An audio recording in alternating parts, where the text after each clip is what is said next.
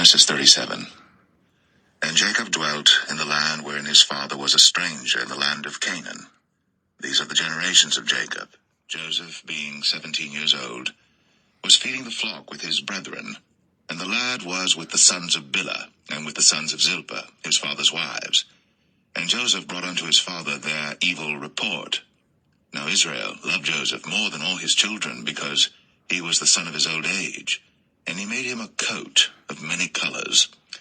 And when his brethren saw that their father loved him more than all his brethren, they hated him, and could not speak peaceably unto him.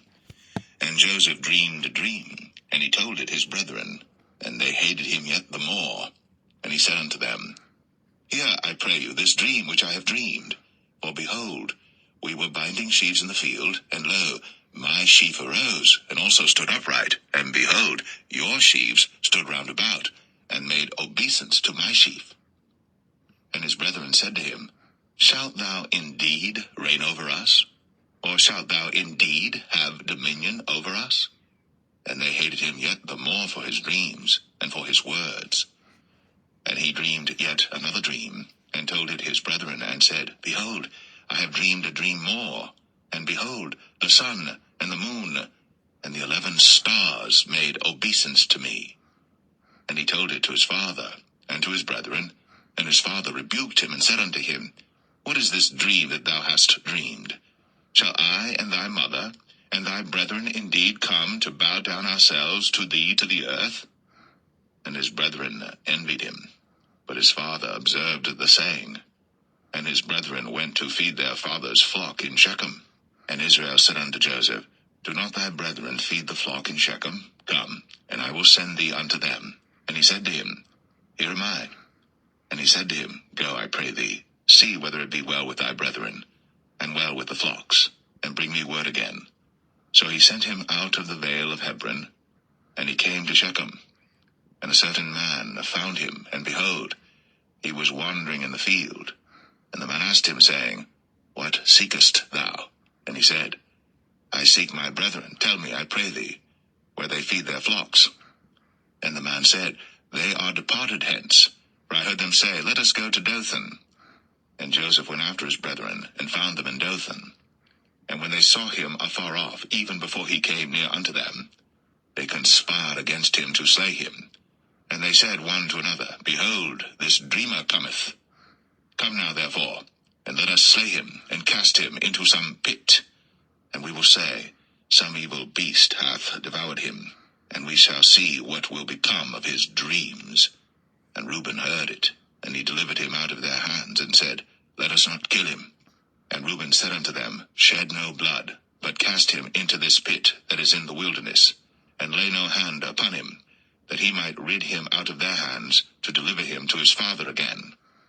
And it came to pass, when Joseph was come unto his brethren, that they stripped Joseph out of his coat of many colors that was on him, and they took him, and cast him into a pit, and the pit was empty, there was no water in it. And they sat down to eat bread, and they lifted up their eyes and looked, and behold, a company of Ishmaelites came from Gilead with their camels bearing spicery and balm and myrrh, going to carry it down to Egypt. And Judah said unto his brethren, What profit is it if we slay our brother, and conceal his blood? Come, and let us sell him to the Ishmaelites, and let not our hand be upon him, for he is our brother, and our flesh. And his brethren were content. Then there passed by Midianites, merchantmen, and they drew and lifted up Joseph out of the pit, and sold Joseph to the Ishmaelites for 20 pieces of silver, and they brought Joseph into Egypt. And Reuben returned unto the pit, and behold, Joseph was not in the pit. And he rent his clothes. And he returned unto his brethren, and said, The child is not, and I, whither shall I go? And they took Joseph's coat, and killed a kid of the goats, and dipped the coat in the blood.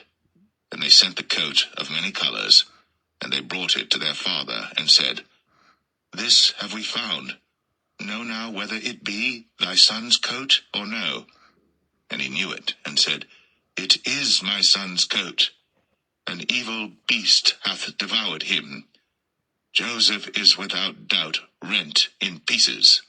And Jacob rent his clothes, and put sackcloth upon his loins, and mourned for his son many days. And all his sons and all his daughters rose up to comfort him.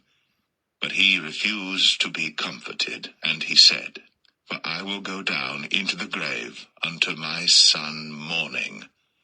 Thus his father wept for him.